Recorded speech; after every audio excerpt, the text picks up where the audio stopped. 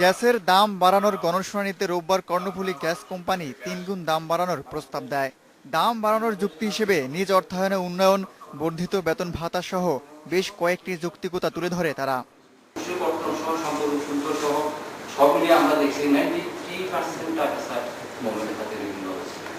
ভোক্তাদের সংগঠন ক্যাব বলছে, এখন গ্রাহকদের থেকে যে দাম নিচ্ছে কর্ণফুলী সেটি প্রয়োজনের তুলনায় বেশি।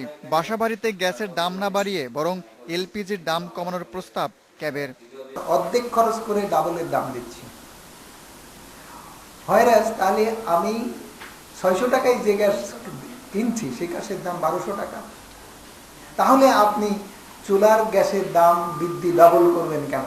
আমি এখন ফেরত চাই ওই টাকা, আমার ফেরত দেওয়ার দরকার নেই। আপনি ১২০০ করে ওই টাকা ১২০০ই করেন, আমার আপত্তি নেই। এতদিন যে বেশি দাম নিয়েছেন ওইটা সমন্বয় করেন। কর্ণফুলী গ্যাস কোম্পানির দাম বাড়ানোর প্রস্তাব নাকচ করে দিয়েছে বিইআরসির মূল্যায়ন কমিটিও। ৬৭ মিলিয়ন টাকা তারা বেশি পাচ্ছে আয়, এবং তাদের ডিস্ট্রিবিউশন চার্জেও তারা বেশি পাচ্ছে, ৮% বেশি পাচ্ছে। সুতরাং তাদের ডিস্ট্রিবিউশন মার্জিন বৃদ্ধির প্রয়োজন নয় মর্মে আমাদের এই কমিটি মনে করে এবং সুপারিশ করছে।